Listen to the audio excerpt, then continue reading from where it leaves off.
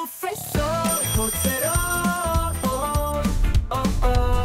Porzeron professor, Nora sottori այսօր, Porzeron professor,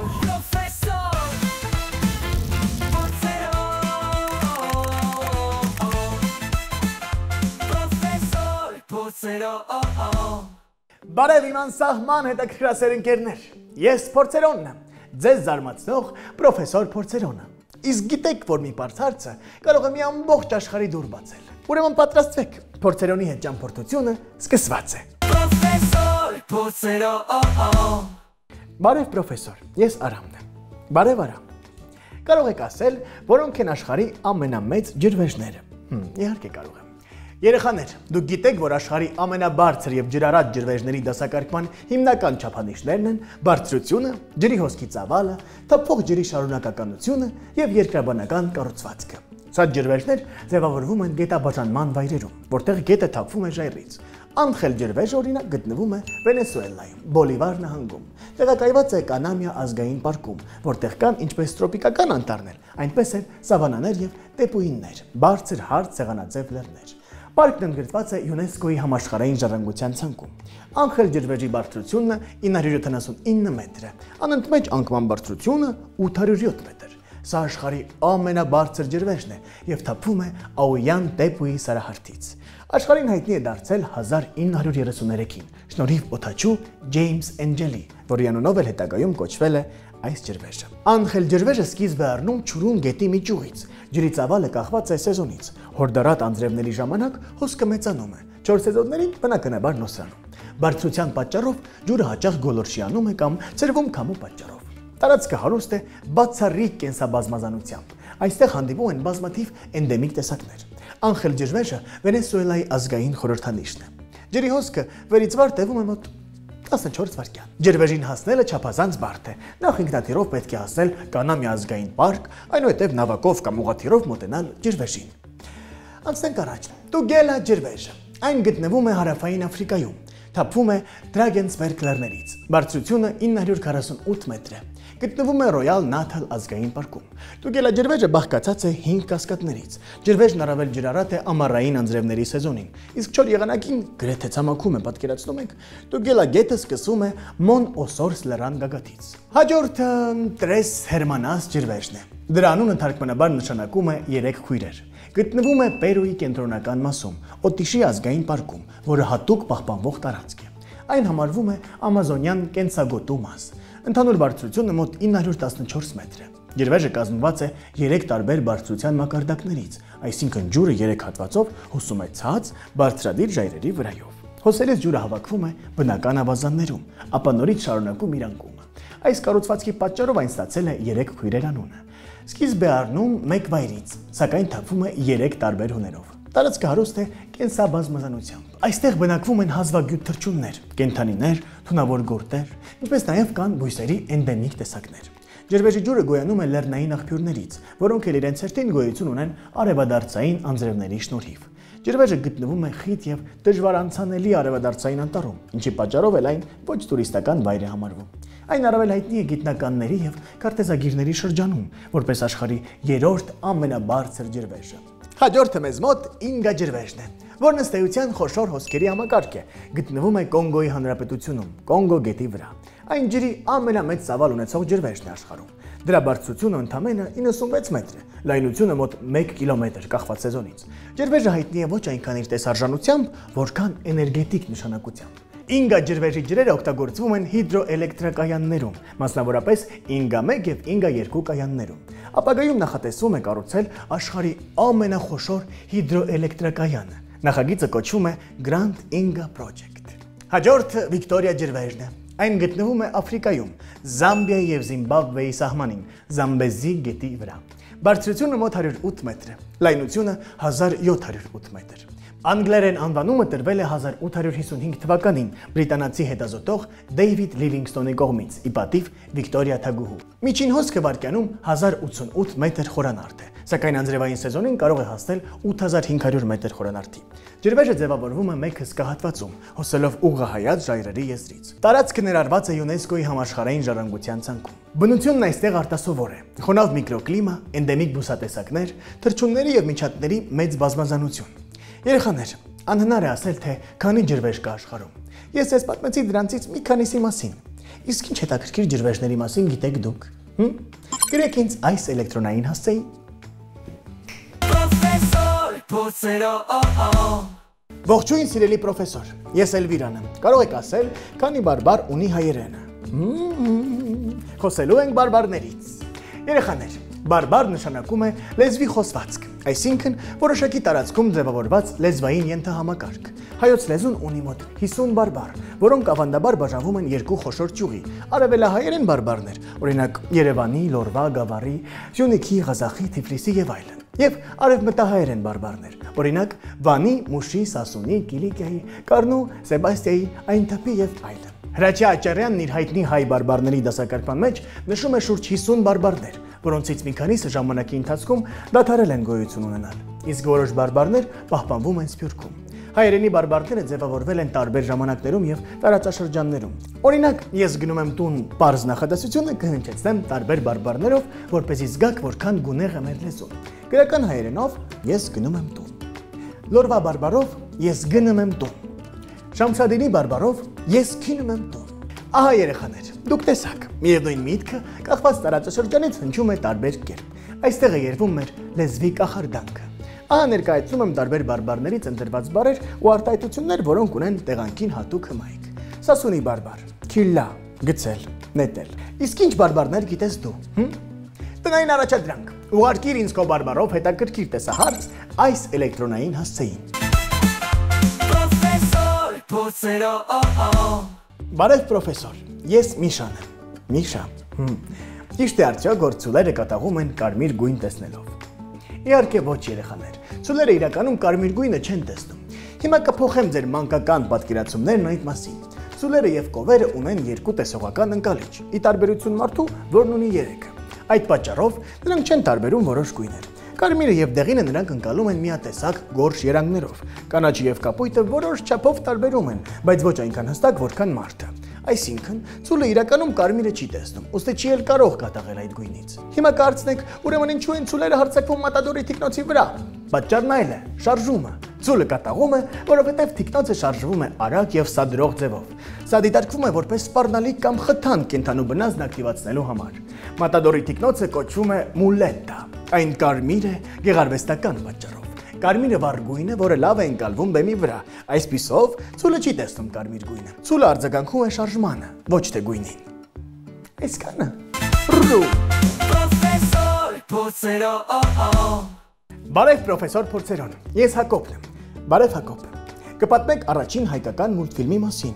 Շատ լավ հարց ես տվել Հակոբ։ Այսպես երեխաներ, հայկական անիմացիոն կինոյի հիմնադիրն է համարվում Լևոն Ատամանյանը։ Հայտնի է նաև Լև Ատամանով անունով։ 1934 թվականին նրա ղեկավարությամբ հայ կինոյի տարածքում կառուցվում է մուլտֆիլմների առանձին արտադրամաս, իսկ 1938 թվականին լույս է տեսնում նրա «Սև սպիտակ շունն ու կատուն» մուլտֆիլմը, ըստ Հովհաննես Թումանյանի հեքիաթի։ Լև Ատամանովը մեծ դեր ունեցավ հայկական անիմացիայի զարգացման գործում։ Նա խորհրդային մուլտիպլիկացիայի առաջամարտիկներից էր եւ իր ֆիլմերով հատկապես մեծ համբավ ձեռք բերեց 1950-ականներին։ Նրա ամենահայտնի մուլտֆիլմերից են Ոսկե այծքաղը եւ Սառցե թագուհին, որոնք ժամանակին ոգեշնչել են Հայայո Միядզակիին։ Ատամանովը Երևանում նկարահանում է եւս երկու անիմացիոն կինոնկար՝ Տերտերն ու այծը եւ Կախարդական գորգը։ Առաջին հայկական գունավոր մուլտֆիլմը, որից հետո մեկնում է Մոսկվա։ Արդեն այնտեղ Սոյուզ մուլտֆիլմում Ատամանովը նորից վերադառնում է Թումանյանի հեքիաթին ու նույն սցենարով, բայց շատ ավելի մեծ ռեսուրսներով նկարահանում է ռուսալեզու գունավոր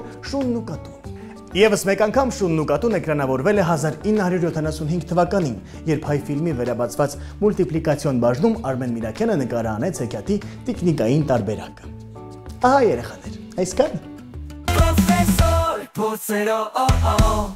Դե ինչ փոքրիկ գիտասերներ, այսօրվա հարցերը արդեն ուսումնասիրեցինք, հաջորդ կանգառը հոգեբանի մոտ է։ Նա կպատմի, թե ինչ ենք մենք սովորում պատմություններից ու ինչպես ենք դառնում ավելի խելացի, համբերատար ու ընկերասեր։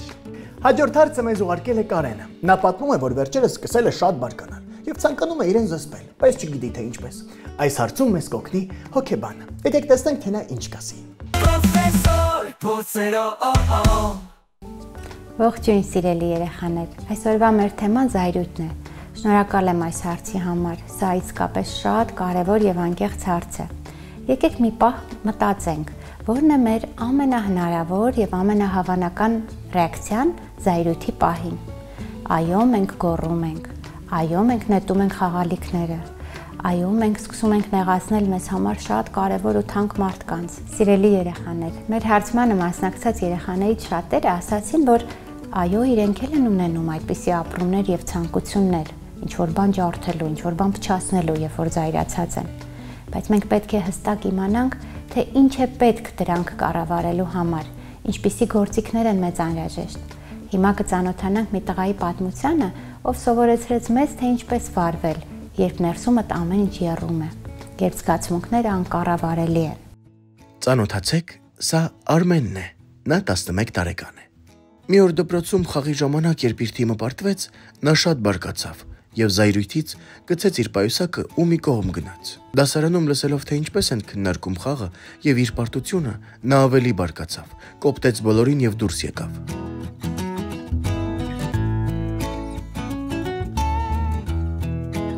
Արմենը չէր ուզում այսպես վարվել, բայց արդեն զայրույթն էր նրան կառավարում։ Հետո նա մտածեց. ես վատ բան արեցի,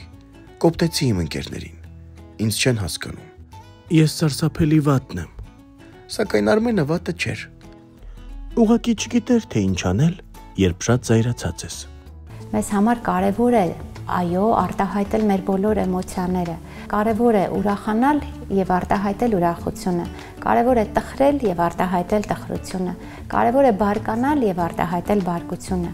Բայց այն զգացումների ժամանակ, երբ որ մենք կարող ենք կառավարվել դրանով եւ դրա արդյունքում վնասել մեզ համար կարևոր մարդկանց, այստեղ ահա կարևոր է դառնում այդ զգացումները կառավարելի դարձնել։ Ու միշտ հիշել, մենք ենք կառավարում զայրույթին, թե զայրույթը մեզ։ Եկեք սկսենք մի քանի վարժություններով։ Շատ կարևոր է նախ մենք ինքներս մեզ հարցնենք. ինչն է հիմա ինձ բարկացնում։ Ինչ եմ ուզում անել այս բարկության հետ։ Կարող եմ արդյոք արտահայտել իմ զգացումները։ Այո, դու կարող ես խոսել քո բարկության մասին, ինչը կոնկրետ քեզ բարկացրեց։ Դու ունես իրավունք արտահայտելու քո զգացումները։ Ի վերջո կարող ենք կատարել մի քանի շնչառական վարժություն։ Հանգիստ նստել, 3-ից 5 անգամ խորը շունչ քաշել քթով, ապա պահել շունչը 3 վայրկյան ու բաց թողնել, արտաշնչելով բերանով։ Այդ ժամանակ կարևոր է, որ մենք զգանք, թե ինչպես է մեր ներսում բարկությունը հանդարտվում։ Հարցրեք ինքներդ ձեզ. ես եմ մեծ, թե իմ բարկությունը, որքան է այն կշռում։ Գիտեք, կարող եք նկարել նաև թղթի վրա ձեր բարկությունը եւ տեսնել, ինչ ձև ունի այն, ինչ գույն ունի, ինչ չափ ունի։ Եթե բարկությունը արդեն տեսնում եք թղթի վրա պատկերված, կարող եք պատռել այն, կարող եք ճմրթել եւ որքանով որ բարկացած եք, կարող եք նույնքան ուժգին տրորել այդ բարկությունը ձեր ոտքերի տակ։ Եվ դա էլ հետաքրքիր հնարավորություն կտա ձեզ լիարժեք այն կառավարելի դարձնելու։ Հիշեք, մենք ունենք իրավունք միշտ բարկանալու։ Մեր խնդիրն է բարկանալ առողջ ձևով։ Մեր խնդիրն է բարկանալ անվտանգ ձևով։ Այդ ժամանակ չվնասելով մեզ համար կարևոր մարդկանց, չվնասելով իրերը, որոնք մեզ շրջապատում են, եւ միշտ հիշել, մենք ենք կառավարում բարկությունը, եւ ոչ թե բարկությունը մեզ։ Արմենը որոշեց, որ այսպես չի կարելի, եւ նա պետք է սովորի կառավարել իր էմոցիաները եւ զայրույթը։ Ամեն անգամ, երբ սկսում էր բարկանալ, հիշում էր. ես պիտի կառավարեմ, ոչ թե պորտկամ։ Նա մի տետր ուներ, որ գրում էր իր բարկացած մտքերը այն ժամանակ, երբ ուժեղ հույզ ուներ։ Մի օր նույնիսկ ընկերներին ասաց. ես հիմա շատ բարկացած եմ, բայց ինձ պետք է մենակ մնալ ու հանդարտվել։ Ընկերները ժպտացին ու գովեցին նրան. ապրես Արմեն, դու կարողացար, մենք հպարտ ենք քեզանով։ Արմենը սովորեց. կարելի է բարկանալ, բայց պետք չէ թույլ տալ, որ բարկությունը կառավարի իրեն։ Սա Արմենն է, ապագա ֆուտբոլիստ։ Երեխաներ, մենք տեսանք, թե ինչպես Արմենը հաղթահարեց իր զայրույթը, ինչպես կարողացավ կառավարել այն։ Վստահ եմ, որ դա հետո նրան կօգնի իր ամբողջ կյանքի ընթացքում իմանալ զայրույթը կառավարող կարևոր գործիքների մասին։ Քանի որ կյանքում մենք միշտ ունենալու ենք ստրեսային պահեր, որտեղ մենք բարկանալու ենք, որտեղ մենք հոգեպես պատրաստ չենք լինելու այդ պահերին, բայց ինչն է ամենակարևորը։ Ամենակարևորը իմանալ ինչ անել եւ ինչպես անել, երբ որ մենք զայրացած ենք եւ երբ որ մենք ուզում ենք գոռալ ու կոտրել որևէ բան։ Հիշիր, զայրանալը միշտ նորմալ է, բնական է։ Դա չի նշանակում, որ դու վատն ես։ Ես գիտեմ, որ զայրանալուց հետո դու հաճախ ունենում ես շատ տարբեր զգացումներ։ Դու զղջում ես կատարվածի համար, մեղավոր ես քեզ զգում, ուզում ես ինչ-որ բան փոխել, բայց թվում է, որ արդեն ուշ է։ Դա նման է, երբ որ ծովը ալեկոծությունից հետո հանդարտվում է։ Մենք էլ ենք այդպես մեր հույզերի հետ լինում։ Մենք հաճախ բորբոքվում ենք, ալեկոծվում, ապա խաղաղվում եւ հանգստանում։ Միշտ ունեցիր ներքին երկխոսություն ինքդ քեզ հետ, որ ես հիմա բարկացած եմ, բայց ես գիտեմ ինչ անել։ Ես գիտեմ ինչպես կառավարել իմ ապրումները։ Հիշիր, որ քո ուժը հենց նրանում է, որ դու կարողանում ես վերահսկել քեզ։ Ոչ թե իրավիճակն է կառավարում քեզ, այլ դու ես կարողանում կառավարել իրավիճակը։ Սիրելի երեխաներ, ես անհամբերությամբ սպասում եմ ձեր հաջորդ հարցերին։ Դուք գիտեք, որ ձեր հարցերը կարող եք ուղարկել պրոֆեսոր Փորձերոնին։ Դե ինչ ընկերներ, ահա եկավ թողարկման ձեր ամենասիրելի պահը։ Գուշակեցիք։ Այո, պատրաստ եք։ Ուրեմն գնանք դեպի ֆիզիկայի մեծ աշխարհ։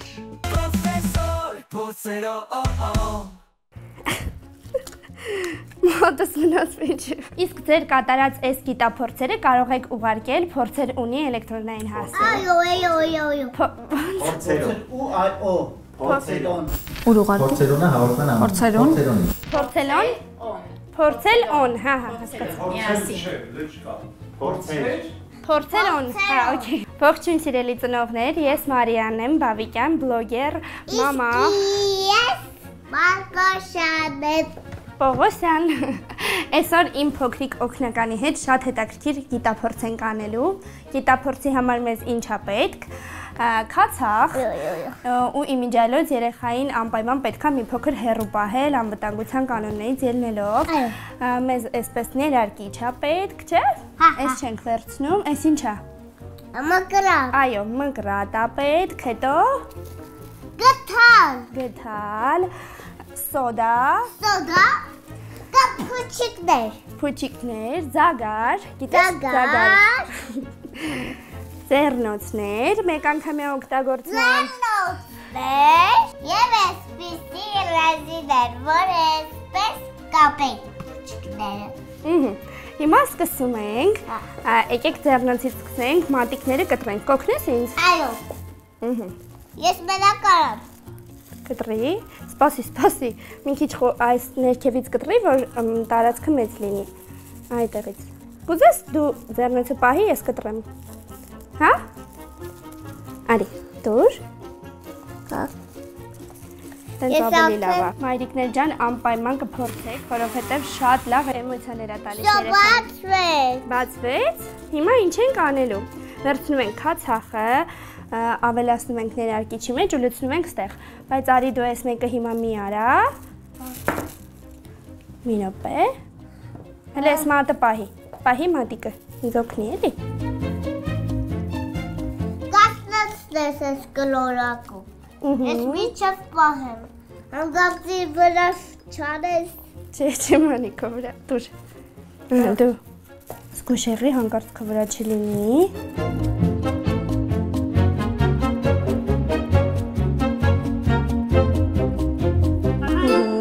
Լցնում ենք այսպես, քացախը մատիկի մեջ, հետո ռեզինը մի հատ կտաս ինձ։ Ռեզինը այար հետ կապենք։ Արի, սպասի, մի հատ, երկու հատ ես անցկացնեմ ու այս ինձ, օպրես, ինչքան լավ ես ինձ օգնում։ Հետո ինչ պետք է անենք, հիշում ես։ Հա։ Հետո ինչ պետք է անենք։ Հետո պետք է այսի լցնենք։ Չէ, մի հատ փուչիկը բացում ենք։ Հա։ Հետո ուղեղ պետք է ես Այսենց ինչ-որ բան ունենք արդեն, պահի, սենց իրականում մի փոքր այս փուլը դժվար է, բայց մենք կարանք հաղթահարենք։ Դավայ մցրու։ Հոտս մնաց մեջը։ Սպասի։ Ինչ որ ձև փորձում ենք մի փոքր տանջվելով փուչիկի մեջ գցենք։ Փուչիկի մեջ։ Հիմա սենց պահի։ Այդո Վերցնում ենք, ինչ ենք վերցնում, հիշում ես։ Հա։ Ինչ ենք վերցնում։ Չէ, վերցնում ենք ձագարը։ Ձագարը։ Պահի։ Ես պահում եմ, հիմա դու սոդան վերցնում ես ու գթալով լցնում ես փուչիկի մեջ։ Համաձայն ես։ Համաձայն։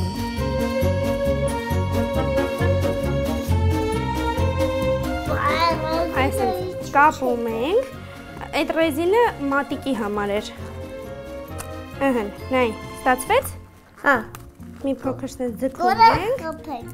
Ահա այսպիսի բան պետք է ստանաք վերջում ու դնում ենք սեղանին, սկսում ենք իրան հարվածել, ինքը պետքա ինքն իրանով մեծանա։ Դավայ։ Ուժեղ։ Ավելի ուժեղ, արի ես խփեմ ու դու նայի։ Չէ, ես։ Հա, արի իրար։ Մի հատ դու, մի հատ ես։ Մի հատ դու խփի, մի հատ ես։ Վաու։ Դու կպայթվի։ Դե թող տեսնենք ինչքան է մեծանում։ Ահա այսպես սիրելի ծնողներ կարող եք տանը երեխաների հետ ստեղծել այսպիսի գիտափորձ ու երեխաների էմոցիաները հաստատ շատ կգնահատեք։ Խփի։ Մի հատ էլի ես։ Օ, բացացու։ Այս մեկի խփի։ Ահա էս է լավ։ Իսկ տանը ձեր կատարած նմանատիպ գիտափորձերը կարող եք ուղարկել փորձերոնի էլեկտրոնային հասցեին։ Շնորհակալություն, ցտեսություն։ Ձերով արա Մարկ, ձերով անենք։ Պրոֆեսոր Փոցերով Դե ինչ, իմ խելոք ու հարցասեր ընկերներ, այսօր էլ միասին փոքրիկ հարցերով բացահայտեցինք մեծ գաղափարներ։ Մի մոռացեք, ձեր շուրջ ամեն բան ունի պատմություն եւ ամեն հարց ունի պատասխան։ Պարզապես մի վախեցեք հարցնել։ Ձեր նամակներն ուղարկում եք ձեզ արդեն հայտնի էլեկտրոնային հասցեով։ Մնացեք բարով, ձեզ հետ է Փորձերոնը, հարցեր պրպտողը, փորձերանողը եւ ամեն ինչ բացահայտողը եւ իհարկե ձեր լավագույն ընկերը։ Ցտեսություն երեխաներ։ Պրոֆեսոր Փոցերով Փոցերով պրոֆեսոր նորը սովորի այսօր Փոցերով պրոֆեսոր